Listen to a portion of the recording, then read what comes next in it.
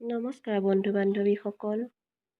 দুৰ্গা পূজাৰ আগতেই মহালয়া কিয় পালন কৰা হয় তাৰে কেইটামান কথা লৈ আপোনালোকৰ আগলৈ লৈ আহিছোঁ।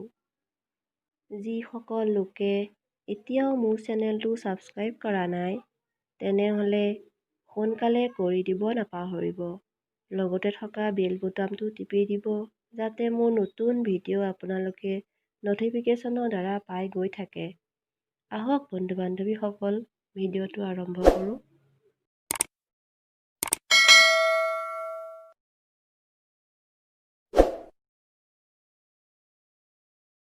পৌৰাণিক কাহিনী মতে দুৰ্গা দেৱীয়ে 9 দিন যুদ্ধ কৰি অসুৰ মহিষাসুৰক বধ কৰিছিল।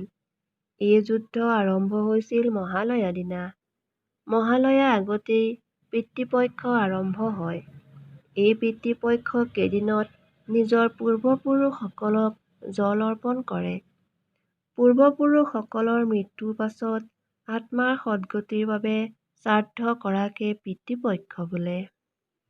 ধৰ্মাৱলম্বী লোকসকলৰ মতে মহালয়া দিনটিৰ বিশেষ মহত্ব আছে।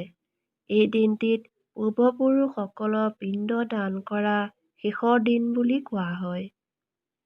নিৰ্দিষ্ট দিনটিত শ্ৰাদ্ধ কৰিব পাহৰিলে এই মহালয়া দিনটিত শ্ৰাদ্ধ কৰিব পৰা যায়।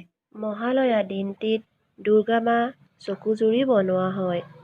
খনিকৰজনে চকুজুৰি বনোৱাৰ লগতে দুৰ্গা মাক ৰং সনা হয় এই মহালয়া দিনটিত। এই পবিত্ৰ দিনটিত বহুতো অসুৰ আৰু ঋষিমুনিৰ মৃত্যু হৈছিল। সেইসকল আত্মাৰ সদ্গতিৰ বাবে এই মহালয়া পালন কৰা হয়। ধন্যবাদ।